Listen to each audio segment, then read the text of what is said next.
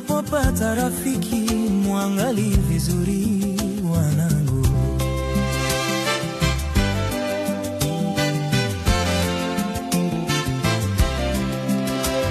Kuna rafiki wengine wa kweli na urafiki mwingine wa kupotezana wanangu.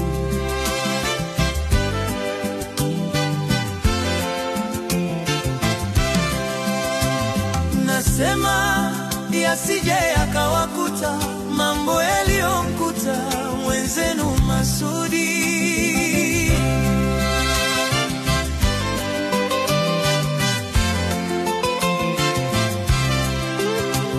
Kwa hakika mkaidi hafaidi, hafaidi mpaka yamkute Masudi. Masudi amehuni nyumbani na vile vile shuleni, hataki kusoma.